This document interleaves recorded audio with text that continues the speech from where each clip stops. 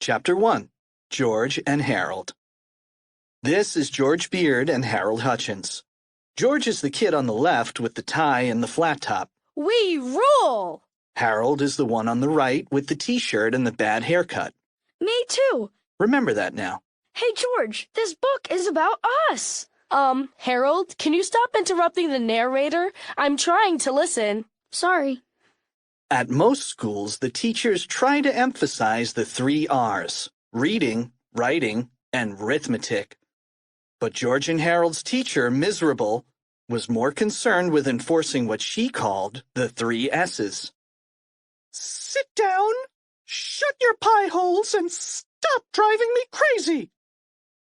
While this was unfortunate for all of her students, it was especially bad for George and Harold because they were very imaginative boys. You see, imagination was not really encouraged at George and Harold's school. In fact, it was discouraged. Imagination would only get you a one-way ticket to the principal's office. This was sad for George and Harold because they didn't get straight A's, they weren't sports stars, and they could barely walk down the hallway without getting into trouble. Yeah, like the time we changed the letters around on the sign outside the gym. You mean the one that said, "People, please wear your socks on the gym floor"? That's the one. We changed it to say, "Please go pee-pee on your socks for warmth." That was awesome. See what I mean? But George and Harold had one thing that most of the other folks at Jerome Horowitz Elementary School didn't have: imagination.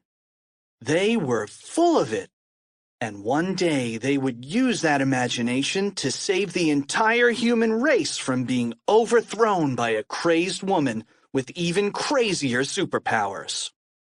But before I can tell you that story, I have to tell you this story. Chapter 2. Miserable's Big News. One fine day, George and Harold's homeroom teacher, Miserable, entered the classroom looking a bit meaner than usual. "All right, settle down," shouted Miserable. "I have some bad news. I'm retiring," cried the children. "Not today," snapped Miserable. "At the end of the school year." Oh, man! Moaned the children. "But the staff is throwing a retirement party for me today," said Miserable. Hooray! Cried the children. "During recess," said Miserable. Oh, man! Moaned the children. "There will be lots of free ice cream," said Miserable. Hooray! Cried the children. "My favorite flavor, chunky tofu," said Miserable. Oh, man! Moaned the children. "But first," said Miserable, "it's time for something fun," Hooray! cried the children. "You all get to make happy retirement cards for me," said Miserable. Oh, man! Moaned the children. Chapter 3. When you care enough to send the very best. Miserable went around the classroom handing out envelopes, sheets of construction paper, and butterfly stencils to all of the children. Then she wrote a poem on the chalkboard. "All right, take out your crayons," said Miserable harshly. "I want you to use stencils to make a yellow butterfly on the front of your cards. When you're done, copy this poem on the inside. Roses are red, violets are blue. You are retiring, and we'll miss you. Signed, your name here." Can we make up our own poems?" asked Melvin Sneedley. "No," snapped Miserable. "Do we have to use stencils?" asked Aaron Mancini. "Yes," yelled Miserable. "Can we make our butterflies purple?" asked Stephanie Yarkov. "No," screamed Miserable. "Butterflies are yellow. Everyone knows that." While the rest of the class worked on their cards, George and Harold had a better idea. "Let's make Miserable a comic book instead," said George. Yeah, said Harold. We can make it all about her. It'll be cool. So that's just what they did. Chapter 4. Captain Underpants and the Wrath of the Wicked Wedgie Woman. Captain Underpants and the Wrath of the Wicked Wedgie Woman. Story by George Beard. Pictures by Harold Hutchins.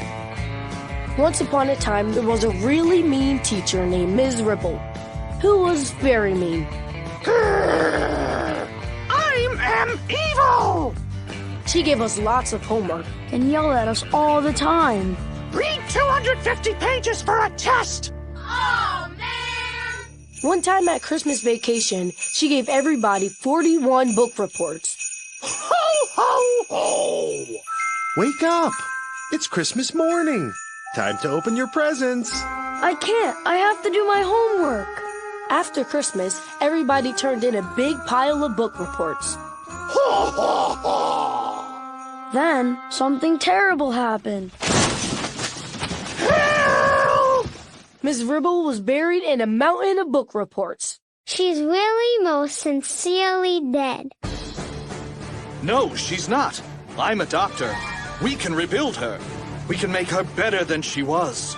Faster, stronger, eviler. When Miss Ribble got out of the hospital, she had bionic powers.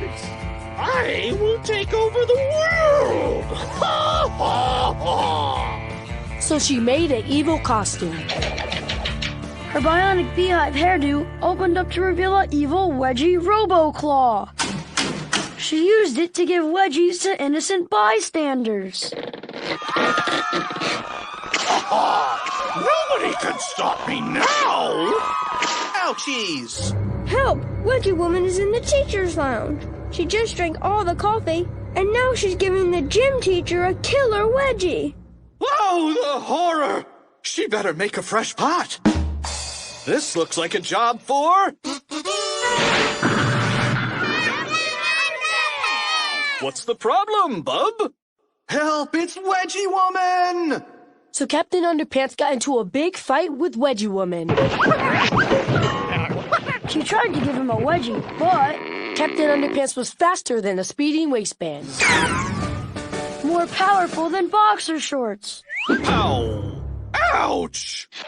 And able to leap tall buildings without getting a wedgie.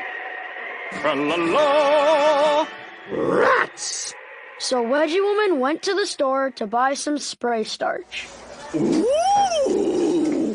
What do we have here? New spray starch! Warning! Do not spray this product on your underwear or you'll be sorry! Aha! Starch is the enemy of underwear! Wedgie Woman sprayed. Gotcha! Hey! Oh no!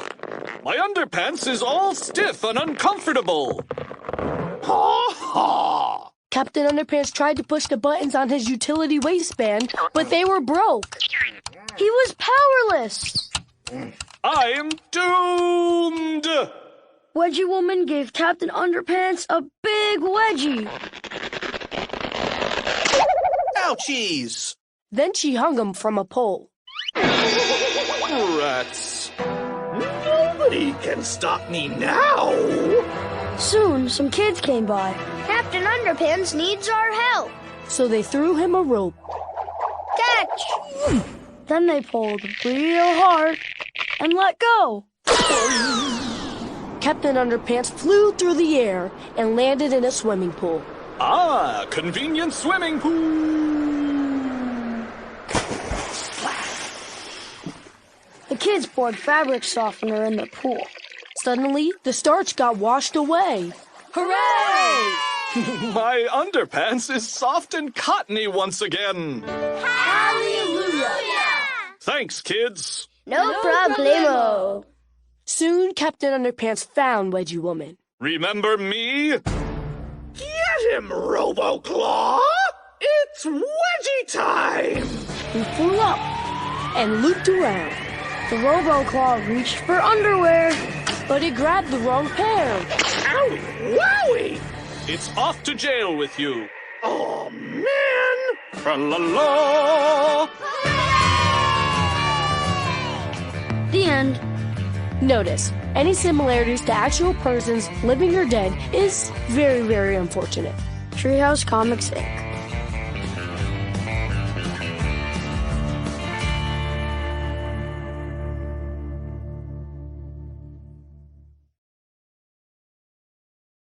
Chapter 5. The Wrath of Miserable.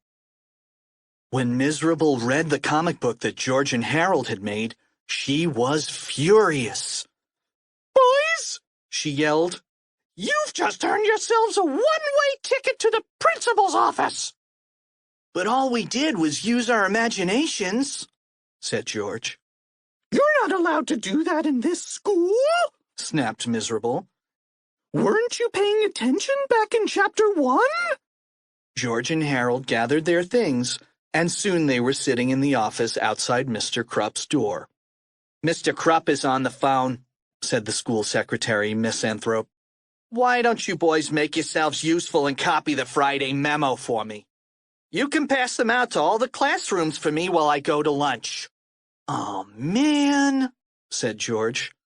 "Quit your whining, Buster!" shouted Miss Anthrop. "I want this done by the time I get back, or you'll both be sorry." Miss Anthrop grabbed her coat and stomped out the door. George and Harold looked at the Friday memo. It was a weekly newsletter that told all about the events of the upcoming week. Jerome Horowitz Elementary School. Friday memo. Next week's news. Monday. Band practice canceled. No practice today due to asbestos removal in the gymnasium. Tuesday. School Spirit Day. Show your school spirit by wearing the school colors, gray and dark gray. Wednesday. Cheerleader tryouts today. Anyone wishing to join the cheerleading squad must do all of the following. 1. Meet in the gym after school. 2. Have the school cheer memorized. 3. Don't forget to wear gym shoes. Thursday. Football practice rescheduled. All football players report to soccer field for early practice. Today only. Pep rally at 3:15 in the gym. Friday. Yearbook photos taken today. Please dress appropriately. Anyone caught making funny faces will receive a detention. "Hey," said George. "Miss Anthrop's computer is still on. You want to make a few changes to this newsletter?" "Why not?" said Harold. So George and Harold typed up their own version of the Jerome Horowitz Elementary School Friday memo. Friday memo. Next week's news. Monday. School canceled. No classes today due to lack of interest. Tuesday. National Wear Your Pajamas to School and Pick Your Nose Day. Show you care by wearing your pajamas to school and picking your nose. Wednesday. Cheerleader tryouts today. Anyone wishing to join the cheerleading squad must do all of the following. 1. Eat 10 whole cloves of raw garlic. 2. Draw a mustache on your face with permanent markers. 3. Tape a 3-day-old egg salad sandwich to your head. Thursday. Football practice rescheduled. All football players report to Teacher's Lounge for early practice. Food fight at 12:15 in the lunchroom. Friday. Yearbook photos taken today. Please wear bumblebee costumes. Also, whoever makes the funniest face wins a free pizza party for their class. Then they ran off copies for all the students in the school. Chapter 6. The Retirement Card. George and Harold were gathering their new and improved Friday memo copies into small piles when Principal Krupp came into the office. "Hey," Mr. Krupp shouted. "What are you two troublemakers doing in here?" "Miss Anthrop told us to pass the Friday memo out to all the classrooms," said George innocently. "Well, make it snappy," yelled Principal Krupp. Suddenly, Harold got a sneaky idea. He took out the blank piece of construction paper that Miserable had given him earlier. "Hey, Mr. Krupp," said Harold, "will you sign this retirement card for our teacher?" Mr. Krupp grabbed the card from Harold and eyed it suspiciously. "This card is blank," Mr. Krupp growled. "I know," said Harold. "Our class is going to decorate it later. We wanted you to be the first to sign it." "Well, all right then," said Mr. Krupp. He opened the card and quickly scribbled, "Signed, Mr. Krupp," on the inside. Then he stormed out of the office. "What are you going to do with that?" asked George. "You'll see," said Harold, smiling. Chapter 7. Reverse Psychology.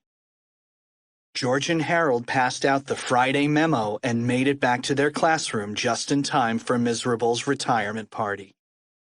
George quickly changed the letters around on the sign outside the door, from "Have a blissfully grand retirement, Miserable," to "Miserable really needs a breath mint," while Harold wrote a special greeting on Mr. Krupp's card and stuffed it into the envelope. "Hey, Bubs!" shouted Mr. Krupp as he stormed down the hall. "What do you kids think you're doing?" "We're going to Miserable's retirement party," said George. "That's what you think, smart guy," said Mr. Krupp. "Miserable showed me that comic book you boys made about her, and now I catch you changing the letters around on another sign. You boys aren't going to any party. You're going straight to the detention room." "Well, fine," said Harold. "Then we're not going to give Miserable the card our class made for her." Mr. Krupp quickly swiped the card out of Harold's hand. "Swipe!" "Aha!" he shouted. "I'm going to make sure she gets this card. I'm going to give it to her myself." "Aw, man," said Harold. George and Harold walked down the hallway toward the detention room. "Wow," said George. "That was pretty cool how you got Mr. Krupp to deliver that phony card for you." "Yep," said Harold. "I used reverse psychology on him." "I've got to try that sometime," said George. "By the way, what did you write on that card?" "You'll see," said Harold, smiling. Chapter 8. The Party. Miserable's retirement party started off bad and just got worse. First, Miserable forced the class to sing a corny song to her. "We love Miserable," written and arranged by Tara Ribble. We love Miss Ribble, oh yes we do. We don't love anyone as much as you. When you retire, we'll be blue. Oh Miss Ribble, we love you. By the time she was done yelling at the boys for singing off-key, the chunky tofu ice cream was melted. Everybody had to eat it anyway. Then the children handed in their happy retirement cards. Miserable ripped several of the cards up because some of the children had mistakenly drawn polka dots on their butterflies. One unfortunate boy had also drawn a happy, smiling sunshine on his card, and he had to stand in the corner. Finally, Mr. Krupp stepped forward and handed Miserable the card he had snatched from Harold's hand. "I went to a lot of trouble to get this for you," Mr. Krupp said gallantly. Miserable tore the envelope open and read the card out loud. "You're one hot mama," said Miserable, with a shocked look on her face. "Ew!" cried the children. She opened the card and read the inside. "Will you marry me? Signed Mr. Krupp?" "Ew!" cried the children. The teachers gasped. Then the room grew silent. Miserable glared over at Mr. Krupp, who had turned bright red and began sweating profusely. He tried to speak. He tried to tell her it was all a big mistake. He tried to say something, but all that came out was "bub-bub-bub-bub-bub, hub-hub-hub-hub-wawa." Congratulations, said Mr. Meaner, as he patted Mr. Krupp's sweaty, shivering shoulder. Yes! Congratulations! Shouted Miss Anthrope. This will be the best wedding in the whole world. We can have it here at the school, a week from Saturday. I'll plan everything. You lovebirds don't have to worry about a thing. Great. Thanks, said Miserable, still looking quite angry and confused. Hubba, said Mr. Krupp. Chapter 9. Freaky Weeky. The following week at Jerome Horwitz Elementary School was definitely one of the weirdest ones they'd had in a while. For example, none of the kids showed up for school on Monday, but Mr. Krupp didn't even seem to notice. Hey, where is everybody today? Asked Miss Directed. Hubba, said Mr. Krupp. On Tuesday, everybody did show up in their pajamas. Why is everybody picking their noses? Asked Miss Fit. Said Mr. Krupp. On Wednesday, for some strange reason, the whole school smelled like garlic and rotten egg salad sandwiches, especially some of the girls. Boy, said Miss Guided, the styles today sure are getting bizarre. Said Mr. Krupp. Thursday was, without a doubt, a complete and total disaster. There's a food fight in the lunchroom! Shouted Mr. Rushworthy. And the football team is destroying the teacher's lounge! Said Mr. Krupp. Now, nobody was sure what happened on Friday. Apparently, there was a mix-up with the dress code and the yearbook photos. Our school pictures are ruined, shouted Miss Dakin. Said Mr. Krupp. Yes, it was a freaky week, all right.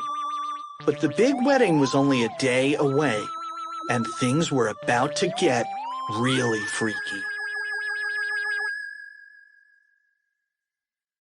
Chapter 10. The Big Wedding. It was Saturday, the day of the big wedding. Miss Anthrope, true to her word, had taken care of everything. In just 1 week, she had transformed the gymnasium into a beautiful wedding hall, complete with food, decorations, and even a 6-foot-tall ice sculpture. All of the children were dressed in their finest clothes. Harold even wore a tie. Man, said George, I can't believe we have to go to school on Saturday. I know, said Harold. Why couldn't they have had this wedding during Monday's math test? Soon, the organist began to play. The rabbi walked down the aisle.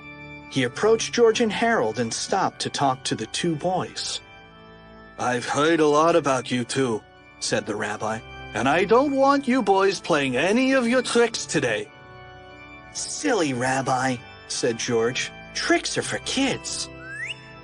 Believe it or not, George and Harold had not planned any pranks for the big wedding.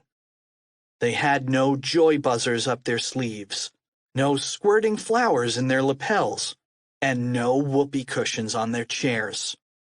They were on their best behavior. Nothing could go wrong today. In no time at all, Miserable and Mr. Krupp were standing in front of the rabbi, looking quite ill. The rabbi asked Mr. Krupp if he would take Miserable to be his lawfully wedded wife. Ba-ba-ba-ba-ba-hub-hubba-wawa? Said Mr. Krupp. Then the rabbi asked Miserable if she would take Mr. Krupp to be her husband. There was a long silence. Everyone leaned forward. Miserable looked nervously from side to side. Suddenly, she shouted out at the top of her lungs, "No!" Miserable turned to Mr. Krupp and jabbed her finger into his shoulder. "Listen, Krupp," she said, "I can't marry you." "Hooray! Oh, that's too bad," said Mr. Krupp. "You're a mean, cruel, and vicious man," said Miserable, "and I respect that. It's just... Just what?" asked Mr. Krupp. "It's just your nose," said Miserable. "You've got the most ridiculous nose. I've never seen anything quite like it. I just couldn't marry somebody with such a silly nose." Mr. Krupp got angry. "Well, fine," he shouted. "I didn't want to marry you anyway. It was all George and Harold's fault. They tricked us." Suddenly, everybody in the gymnasium turned and looked at George and Harold. "Time to go," said George. Chapter 11. The Refreshments. As George and Harold turned to leave the gymnasium, they heard the loud thumps of cleated wedding boots clomping down the aisle toward them. "I'm gonna grind those kids into head cheese!" screamed Miserable as she lunged for the two boys. George and Harold screamed and ran to the back of the room near the refreshments. There they hid behind two large wooden pillars. Miserable approached the pillars and grasped them with her mighty hands. With a horrible roar, she pushed the right pillar over. It landed on the back of the luncheon table, causing the front of the table to flip high into the air. Unfortunately, this sent all of the food flying into the crowd. The creamy candied carrots clobbered the kindergartners. The fatty fried fish fritters flipped onto the first graders. The sweet and sour spaghetti squash splattered the second graders. 3,000 thawing thimbleberries thudded the third graders. 500 frosted fudgy fruitcakes flogged the fourth graders. And 55 fistfuls of fancy French fried frankfurters flattened the fifth graders. By now, you're probably worried that the wedding guests had nothing to drink with their lovely appetizers. Well, rest assured, the second pillar took care of that. Miserable pushed the left pillar into the fresh fruit display, causing it to topple over, sending two large watermelons crashing down into two oversized punch bowls.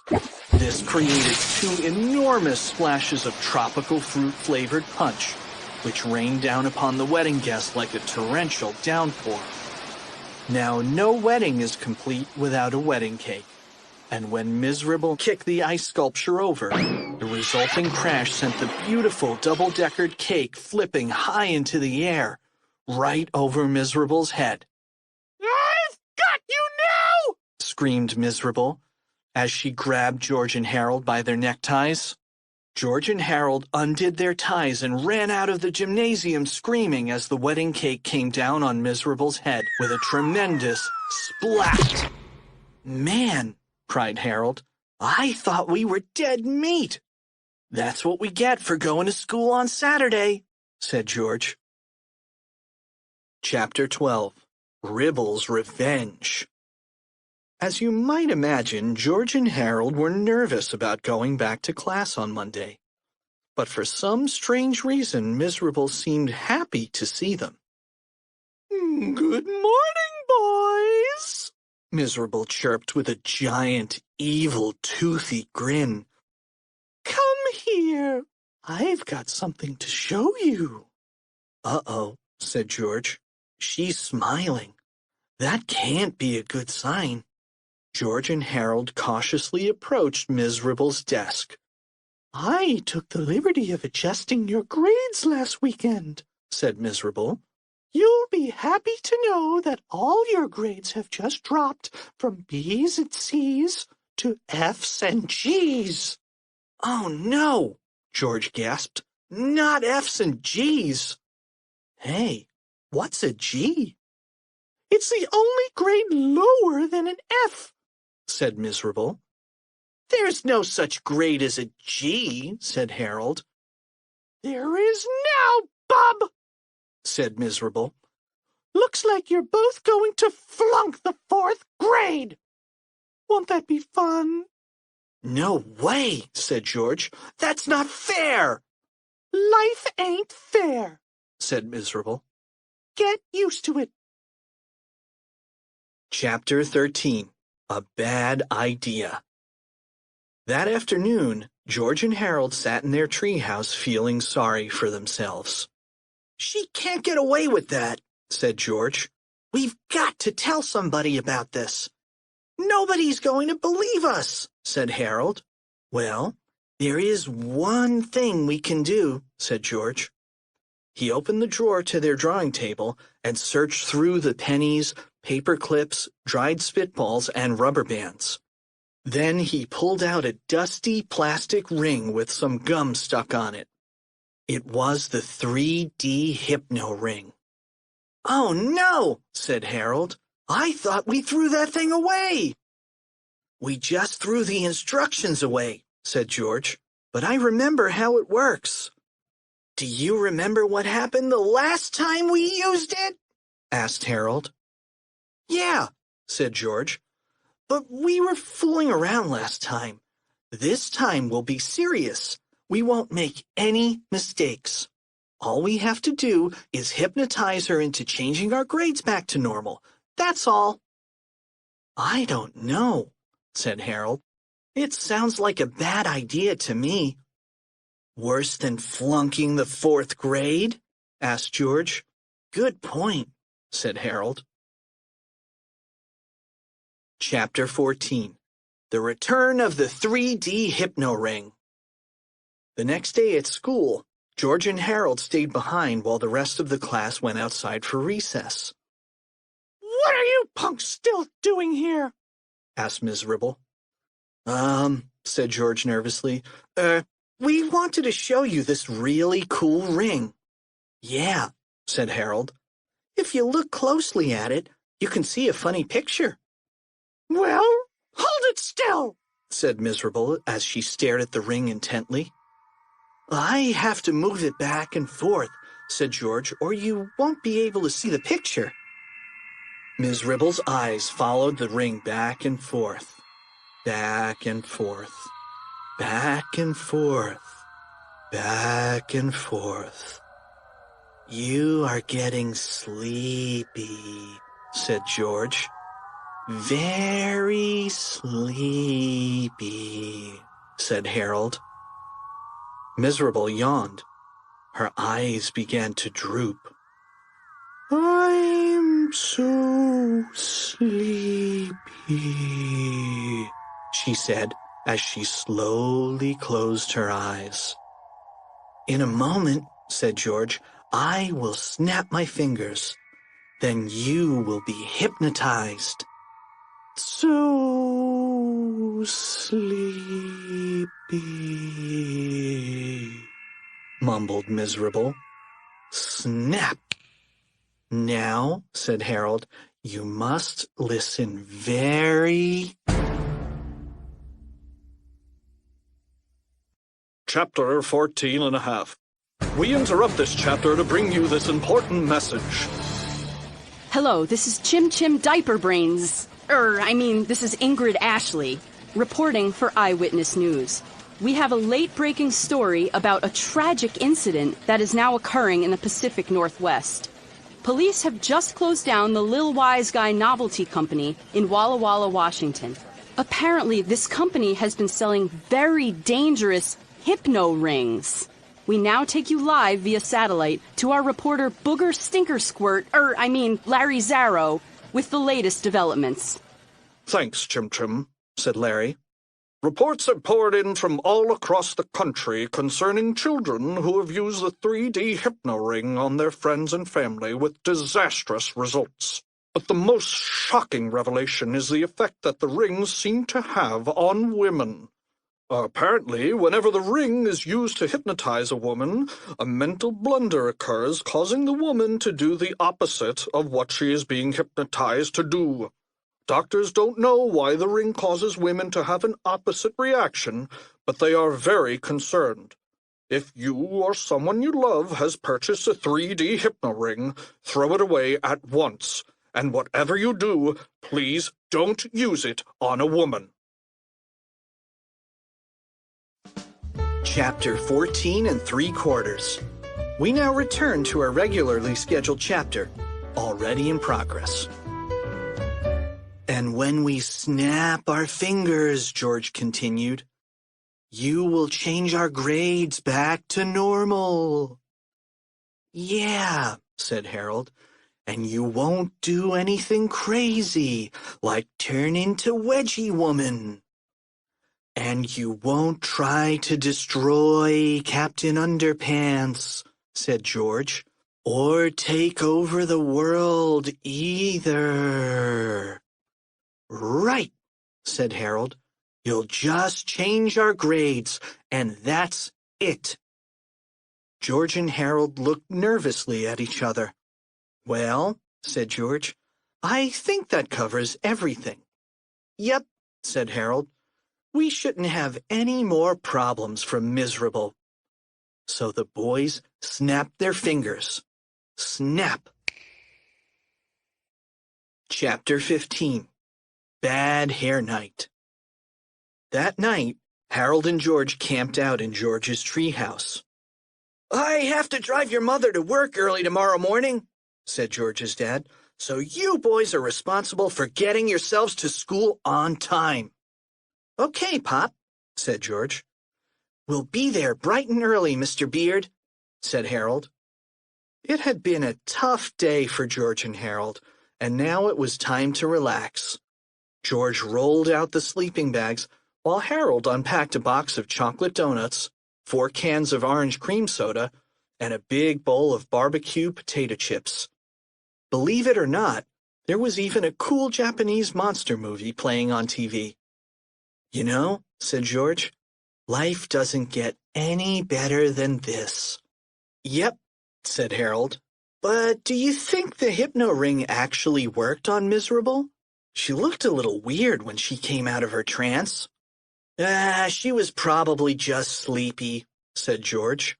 Teachers have very stressful jobs, you know. I wonder why, said Harold.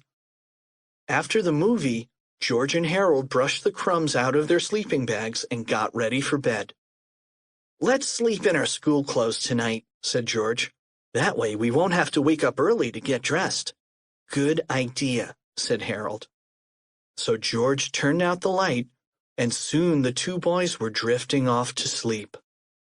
After a few minutes, Harold sat up quickly and looked around. Hey, he whispered, what's that noise? I didn't hear anything, said George. They listened closely. Shh, said Harold. There it is again. George heard it this time.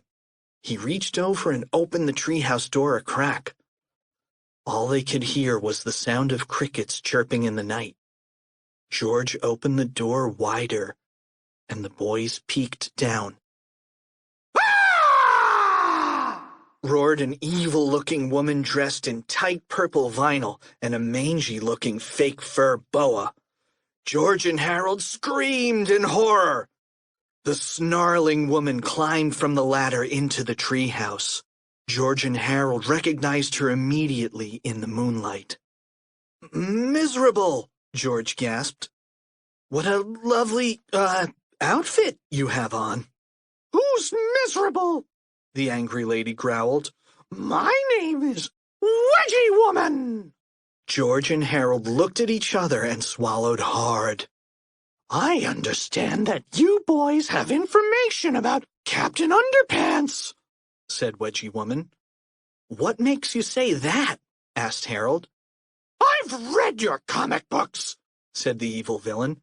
You boys know his strengths, his weaknesses, and I'll bet you even know his secret identity. No way, said George. Captain Underpants isn't real. He's just a cartoon. We'll see about that, Wedgie Woman scoffed. Wedgie Woman reached out and grasped George's and Harold's arms. What do we do now? Cried Harold. We can take her, said George. It's not like she has superpowers or anything. Chapter 16. Who's Afraid of the Big Bad Beehive? The struggle that followed may someday be remembered as the single most unlucky thing that ever happened in the history of the world. First, George pulled his arm out of Wedgie Woman's grasp. Then, Harold squirmed away too. When Wedgie Woman lunged after them, George crouched down into a ball behind Wedgie Woman's feet. All it took was a simple nudge from Harold to send the ferocious female toppling over backward, right into the wall. Clunk! The bookshelf above Wedgie Woman's head shook violently, causing a strange-looking juice carton to topple over. Suddenly, a stream of glowing green juice poured out of the carton, directly into the tightly woven beehive of hair atop Wedgie Woman's head. "No!" yelled Harold as he grabbed the juice carton. "This is the juice we got from that spaceship back in our third book." "You mean the one with the annoyingly long title?" asked George. "Yeah," said Harold. "This is extra-strength superpower juice, and a whole bunch of it got in her hair." "Don't worry," said George. "None of it got in her mouth. What's the worst thing that can happen? Her hairstyle would have superpowers?" "Well," said Harold, "I guess you're right. That is pretty stupid, even for one of our stories." "It's pretty funny, though," said George. Suddenly, two coiled arms of twisting hair shot out of Wedgie Woman's head and grabbed George and Harold by the back of their underwear, yanking them high into the air. "You know," said George, "this isn't as funny as I thought it would be." Chapter 17. All Tied Up. Wedgie Woman brought George and Harold back to her house and tied the boys tightly to two chairs. "Tell me the secret identity of Captain Underpants!" screamed Wedgie Woman. "No way!" said George. Said Wedgie Woman. "You want to do this the hard way? No problem." Wedgie Woman's hair began uncoiling itself. Several twisted locks of hair stretched out into the living room and started taking apart the television, the computer, and a Thighmaster, registered trademark. Other tangled coils reached into the kitchen and began dismantling the dishwasher, the toaster oven, and a Ronco, trademark, food dehydrator. "What are you doing?" asked Harold. "If you want to make robots," said Wedgie Woman, "you gotta break a few small appliances." George and Harold watched impatiently while Wedgie Woman's hair assembled thousands of assorted screws, bolts, wires, ears, cathode tubes, and computer chips. Soon, two small robots began taking shape. "I didn't know Miserable was smart enough to make robots," said Harold. "Me neither," said George. "I think some of that extra-strength superpower juice must have soaked into her brain." The next morning, Wedgie Woman completed her robots, which she named Robo George and the Harold 2000. "You know," said Harold, "something about those robots seems a little familiar." "Yeah," said George. "They kind of look like us, only not as dashingly handsome." Wedgie Woman opened the robot's chest plates and inserted a can of spray starch into each one. Then she sealed the chest plates, patted each robot on the head, and sent them both off to school. "Captain Underpants doesn't stand a chance now," Wedgie Woman laughed. "Wait a minute," said Harold. "How are those two robots going to stop Captain Underpants?" "All they have to do is wait and listen," said Wedgie Woman. "And as soon as they hear the words tra-la-la, it'll all be over." Chapter 18. Robo George and the Harold 2000. Attention, boys and girls," said Mr. Krupp to the fourth graders. "Your teacher, Miserable, didn't come to school today." Hooray! Shouted the children. "Settle down!"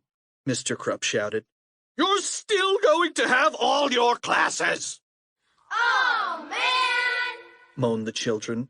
But you're going to have a substitute teacher, said Mr. Krupp. Hooray! Shouted the children. And it's going to be me, said Mr. Krupp. Oh, man! Moaned the children. The whole day was pretty much like a normal day, except for one thing. Mr. Krupp couldn't understand why George and Harold were so well behaved. They didn't make funny noises during science class. They didn't stick crayons up their noses during art class, and they didn't draw comic books during math class. In fact, they even walked past a sign without changing the letters around. Mr. Krupp was stunned. "All right, you two," Mr. Krupp shouted. "I know you're up to something. You better stop being so good, or you're going to be in big trouble." But Robo George and the Harold 2000 kept right on behaving. The only time they did something even remotely wrong was during recess. Everybody was playing kickball, and when it was the Harold 2000's turn to kick the ball, he kicked it pretty darn hard. Ka-boing! The kickball tore right through the top of page 101 and out the other side as it sailed toward the outer regions of Earth's atmosphere. Soon it broke free of our planet's gravitational pull and began heading straight toward the planet Uranus. "Aha!"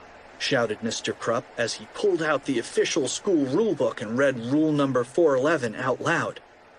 "It is against the rules to kick school property into outer space. You're in trouble now, bub." But the Harold 2000 ignored Mr. Krupp and began running around the bases. "Hey, I'm talking to you, Hutchins!" Mr. Krupp shouted. He pointed at the Harold 2000 and snapped his fingers. Snap! Suddenly, Mr. Krupp began to change. A silly-looking smile stretched across his face, and he stood before the fourth graders looking quite heroic. Quickly, he turned and ran back into the school. Chapter 19. Tra-la-lunatics. Several minutes later, Captain Underpants flew out of Mr. Krupp's office window. As the heroes zipped across the sky, he let out a triumphant tra-la-la! When Robo George and the Harold 2000 heard the words tra-la-la, they immediately stopped playing kickball. Suddenly, their arms began to extend, and their legs stretched toward the sky. Strange secret compartments in their ever-growing torsos opened up, revealing giant rocket boosters and the latest in advanced aviation technology. Steel panels on their faces and bodies expanded wildly as their complex structures swelled to highly improbable proportions. Suddenly, flames shot out of their retro thrusters as their bodies rose into the air. In no time at all, two gigantic robots were flying in hot pursuit of the amazing Captain Underpants. "George and Harold are in big trouble now," said Melvin Sneedley, as he read rule number 7734 of Mr. Krupp's official school rulebook out loud. "It is against the rules for students to transform into giant flying robots during afternoon recess." The real George and Harold, however, had more on their minds at that moment than a few broken rules. They watched the action unfold on a big screen television that Wedgie Woman's horrible hair had built by combining the spare parts of a fish tank and an electric toothbrush. The colossal robots surrounded Captain Underpants, but surprisingly, the waistband warrior looked happy to see them. "George! Harold!"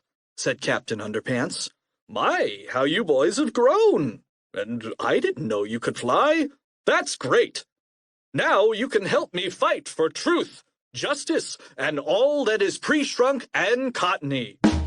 But the gigantic robots didn't respond. Instead, they hovered close to Captain Underpants as their steel chest plates opened up. Suddenly, two extendable robotic arms reached out and began showering Captain Underpants with liquid spray starch. What are you doing?" cried Captain Underpants. "That's spray starch." It's the only thing in the world that can take away my superpowers. The waistband warrior screamed in horror as he began falling through the sky. Robo-George quickly swooped down, grabbed the helpless hero, and hung him by his waistband on a tall pole high above the city streets. Chapter 20. You asked for it. Hooray! Cried Wedgie Woman as she turned off her new TV. My plan worked! Now it's time to take over the world. But what about us? Asked Harold. Don't worry, said Wedgie Woman. I've got a big surprise for you two. She took a heavy battle axe and tied it up with a rope. Then she leaned the axe toward George and Harold and lit a candle under the rope. When the flame burns through the rope, said Wedgie Woman, all your problems will be over. Get the point? Not really, said George. Ha ha ha ha ha! Don't worry, laughed Wedgie Woman. You will soon enough. Ha ha ha ha ha ha! Wedgie Woman laughed a horrible laugh. Then she dashed out the door to take on the world. George and Harold watched as the flame began burning through the rope. They cringed as the impending doom of the axe blade came closer and closer. Well, said George, it looks like this is the end. Maybe not, said Harold. Maybe the blade will fall and slice through our ropes and not harm us at all. I doubt it, said George. That kind of thing only happens in really lame adventure stories. Suddenly, the blade fell and sliced through the ropes. Thunk! Not harming George or Harold at all. The two boys looked at each other and decided it was best not to comment on the situation. Chapter 21. The Ruthless Revenge of the Wicked Wedgie Woman. Wedgie Woman headed to the center of town to meet up with Robo-George and the Harold 2000. Well done, my precious robots, said Wedgie Woman affectionately. Well, what's all this, then? Said a policeman who had just arrived on the scene. Nothing, officer, said Wedgie Woman. Just the beginning of my total world domination. Oh, okay, said the cop. Hey, wait a minute. But before the police officer could voice his objections, a twisted dreadlock from Wedgie Woman's head shot out and grabbed the cop by the back of his underwear. The colossal Harold 2000 lifted the officer and hung him from a stop sign. Owie, wowie, cried the cop. Soon more police officers headed to the scene, but they all met with the same terrible fate as the first policeman. Before long, every cop in the city was hanging from a street sign. Call the National Guard! Screamed the chief of police. Call the Army! Call the Marines! Call a hairstylist! Soon the armed forces arrived with a whole fleet of tanks and helicopters, but everybody was afraid to shoot. Wedgie Woman was just too quick. The giant robots stomped around the city as Wedgie Woman barked out her commands. Everybody on Earth must obey me, cried the wicked Wedgie Woman. If anybody refuses, they'll get the wedge. If anybody tries to stop me, it's wedgie time. Bow down to me, or welcome to Wedgieville. Soon George and Harold arrived at the scene. They hid in some bushes and watched the terror unfold. We've got to rescue Captain Underpants, whispered George. He's the only one who can save the world. But how? Whispered Harold. He's got no superpowers left. Sure he does, said George. Starch doesn't really take away superpowers. He just thinks it does. We've got to change his mind. I sure hope we can, said Harold. Chapter 22. They can't. George and Harold ran to the pole where the heartbroken hero was hanging. Hey, Captain Underpants, cried Harold. "You've got to come down from there and save the city." Can't, whined the waistband warrior. Need fabric softener. "No, you don't need fabric softener," said George sternly. "That was just a dumb joke in one of our comics." "But you don't understand," said Captain Underpants. "Starch is the enemy of underwear. Only fabric softener can save me." "Rats!" said Harold in frustration. "Hey, George, are there any stores around here?" "Yeah," said George. "A new one just opened down on Oak Street." "Then let's go buy some fabric softener," said Harold. "It'll be easier than trying to reason with the guy." "How's that going to help?" asked George. "It's all in his mind," Harold explained.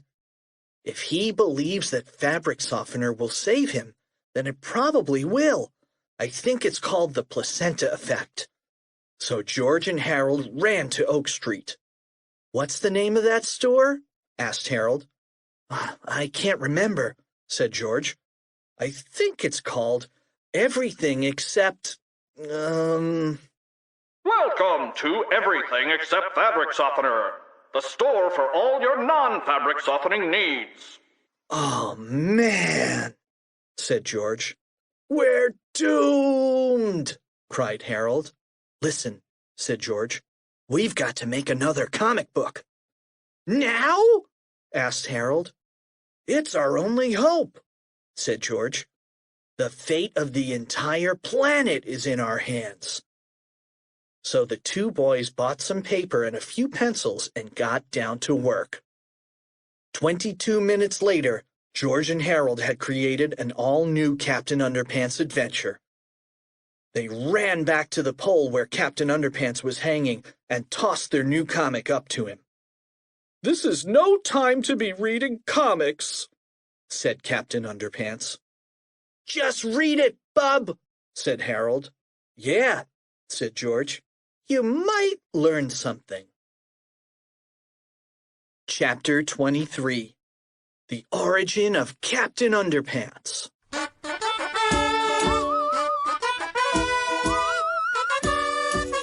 The Origin of Captain Underpants. The True Untold Story. By George Beard And Harold Hutchins. A far time ago, in a galaxy long, long away, There was a planet called Underpanty World. Underpanty World was a peaceful planet where everybody wore only underwear. Ha ha! I can see your underwear. I can see yours, too. Hey, what are you doing under there? Underwear? Ha ha! You just said underwear. Ha ha! everybody liked wearing underwear so much that they never got into fights. And they didn't have no wars either. It was cool. But one day, all of that happiness ended abruptly. The Wedgie warlords had arrived in their starch ship Enterprise. Hey, boss! Let's spray that planet with starch! Okay, I hate those guys. The good people of Underpanty World got scared. So they ran to their leader, Big Daddy Long Johns. Help us, Big Daddy Long Johns! Okay. Don't worry, I have a magic amulet that will protect us from starch. Yippee! But he accidentally dropped the magic amulet. Oopsies. It fell into the mouth of his newborn son, little baby Underpants. Gulp. Oh no! He swallowed it! We are doomed! Just then, the Wedgie warlord sprayed starch on Underpanty World. Big Daddy Long Johns and his lovely wife, Princess Pantyhose, knew that their planet was a goner. So they decided to save their baby. Burp. So they stretched his underwear real far. Then they let go and shot him into space. Whee! Be good! Don't pick your nose! Little baby Underpants sailed through space as his home planet crumbled behind him. Oh, man. Soon, little baby Underpants fell to earth. Little baby got adopted by some old guys. My, he's so cute. Let's adopt him. Okay. They named him Captain after their favorite cereal, Captain Crunchies. Hi, Captain. Hi. But as the years went by, Captain became very sad. For some strange reason, he never, ever seemed to fit in. Why do I feel so different? Maybe because he never wears anything but underwear. Then one night, he had a weird dream.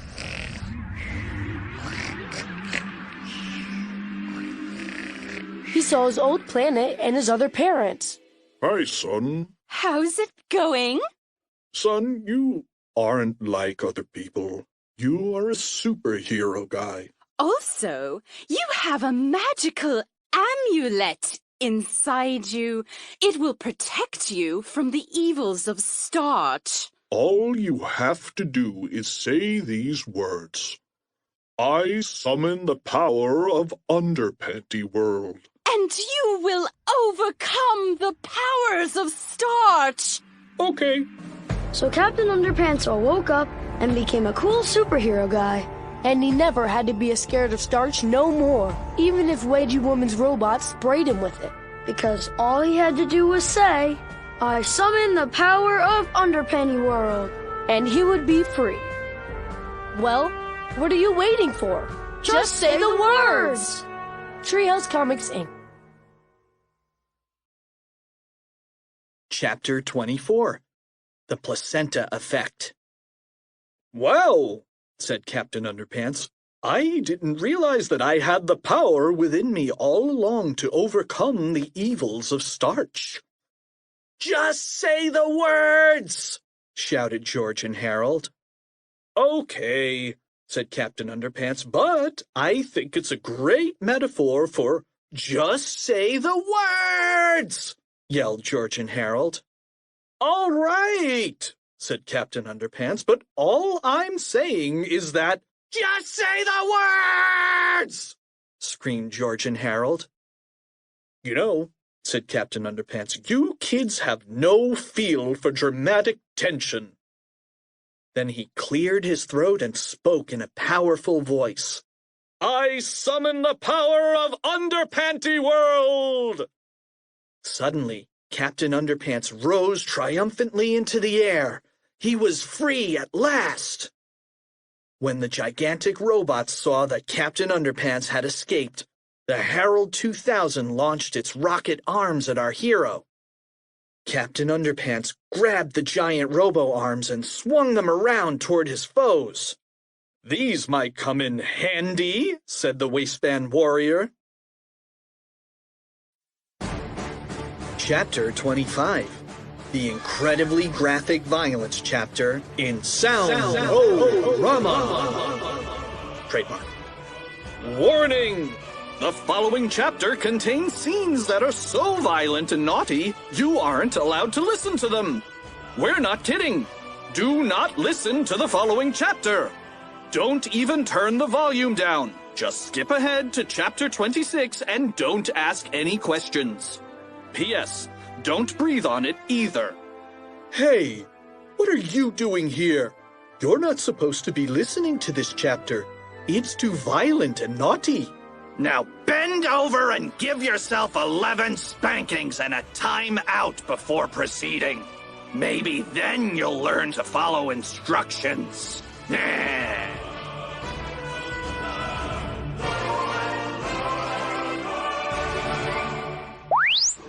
Roughing up the Robo-George! Oh, take that! Ha! That! Ha! Oh! You! Gotcha! Hey! Horribly hurting the Herald 2000! Take that, evildoer!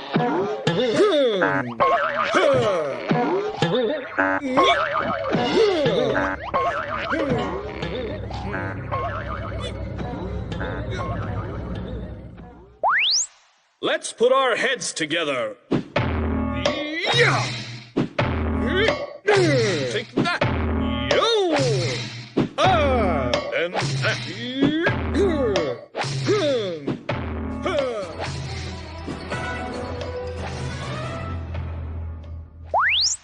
The Super Smashy Cyber Slam! Smash! Boom! Gotcha! Silly robot! Tricks are for kids.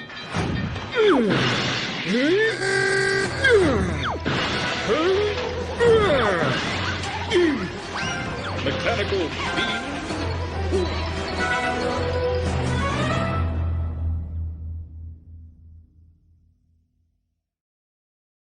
Chapter 26. Reverse Psychology 2. The giant robots were defeated, but the battle was not over yet.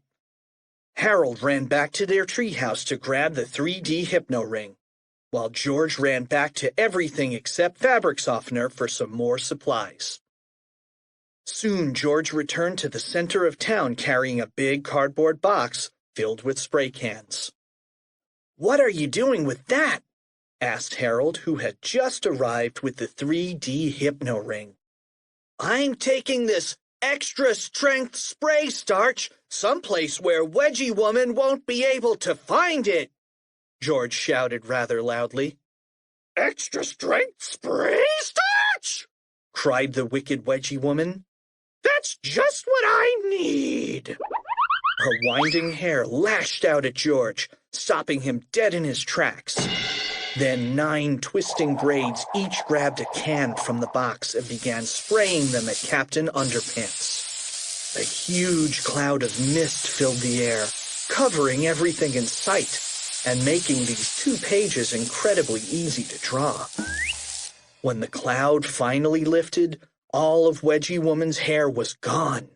In fact, all of everybody's hair was gone. "See?" George explained. "There was no spray starch in this box. This box was just a cleverly disguised carton of hair remover. I used reverse psychology on her." "Ah!" screamed Harold as he clutched his bald head.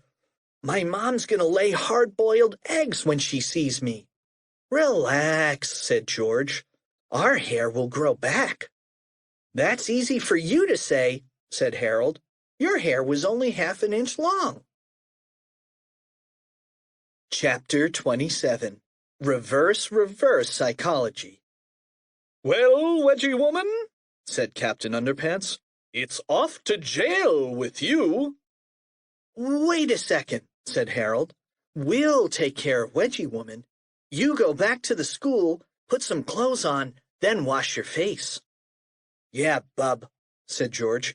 "Use plenty of water. We've got work to do." "Okay," said Captain Underpants. So Captain Underpants did as he was told, and in no time at all, he was back to his cruppy old self. It was now time to transform Wedgie Woman back to her old self, too, with some slight modifications. "Okay," said Harold. "Remember when we hypnotized Miserable, and she did the opposite of everything we wanted her to do?" "Yeah," said George. "Well, if we want to set things right," Harold continued, "we've got to hypnotize her into doing the opposite of what we want." "I'm way ahead of you," said George. So the 2 boys once again hypnotized their teacher. Only this time, they used reverse psychology on her. "From now on," said George, "you will always be known as Wedgie Woman." "You will keep all your superpowers, too," said Harold. "You will not go back to teaching 4th grade," said George. "You will remember everything that happened in the last 2 weeks," said Harold. "You will not change our grades back to normal," said George. "You will not become the nicest teacher in the history of Jerome Horwitz Elementary School," said Harold. "And you will not bake fresh chocolate chip cookies for our class every day," said George. "George!" said Harold sternly. Stop goofing around. I can't help it, said George. You should never hypnotize anybody when you're hungry. Okay, said Harold. Let's just snap our fingers and pray that this works. Snap! Chapter 28. To make a long story short, it did. Chapter 29. Better Living Through Hypnosis. The next day, Miserable entered the classroom looking a whole lot friendlier than usual. Boys and girls, said Miserable, I have some good news for you. Hooray! Cried the children. It's time for English class, said Miserable. Oh, man! Moaned the children. Today, said Miserable, I've asked George and Harold to lead the class. Hooray! Cried the children. They're going to teach us about creative writing, said Miserable. Oh, man! Moaned the children. By showing us how to make our own comic books, said Miserable. Hooray! Cried the children. While they're doing that, said Miserable, I'm going to pass out something for you all to work on. Oh, man! Moaned the children. Homemade chocolate chip cookies, said Miserable. Hooray! Cried the children. This is awesome, said Harold. But do you think it was right for us to change her personality like we did? Sure, why not, said George. She's happier. She'll probably live longer. You're right, said Harold. I guess hypnosis is a pretty cool thing sometimes. Then again, as we all know, sometimes it isn't. Were these cookies hard to make? No, dear, they were a snack. Oh, no! Screamed Harold. Here we go again! Screamed George. Tra-la-la!